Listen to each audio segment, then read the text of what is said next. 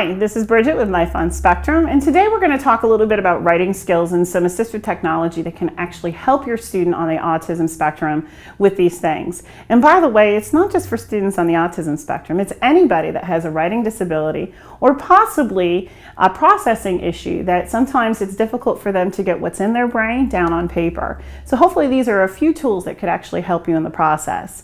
First and foremost, one of the first things that I remember coming out with was a Livescribe Pen. And what's great about a Livescribe Pen is if your son or daughter is having difficulty taking notes in a classroom, a Livescribe Pen actually records what the teacher is saying, and all your son or daughter has to be doing is just writing down a few notes.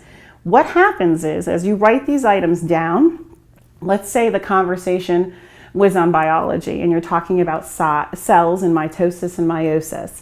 So all they would have to write down is maybe the M, and just literally the letter M. As long as they're writing down the letter M, it's recording what the teacher is actually saying. So then all you have to do is listen to it back and then take notes at a later time.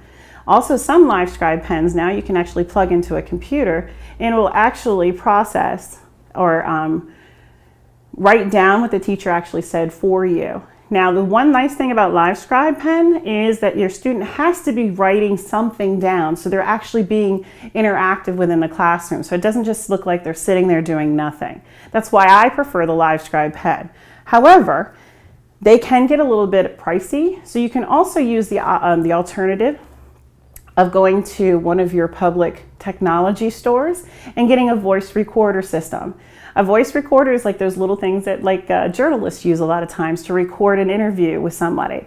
However, they're very small. They're usually kind of like even smaller than an iPod now. And you can actually push record and put it somewhere closer to the teacher. And then you plug it into your computer now, and it actually writes down all the notes for your student. Now, the one thing about those, though, is your son or daughter doesn't have to be interacting with the teacher at the time. It can just be recording anything.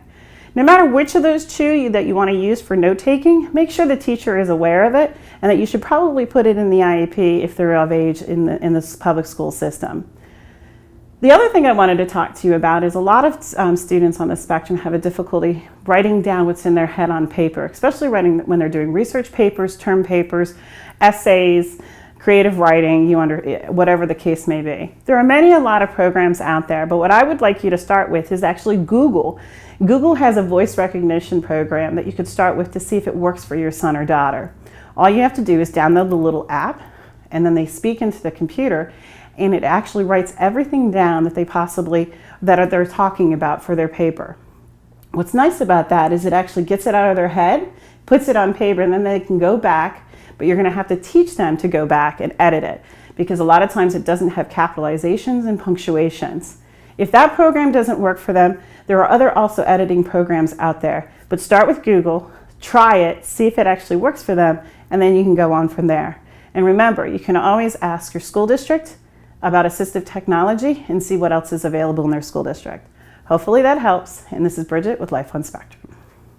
Thanks for watching that episode, and make sure you come back and join us again for upcoming videos. They'll be uploaded almost on a daily basis. Also, if you really enjoyed us, like us below, or even leave a comment for us to respond back to. And if for all of you that are really involved in the Life on Spectrum, make sure you subscribe to our YouTube channel. We appreciate you. We hope that this is worthwhile for you, and we'll see you next time on Life on Spectrum.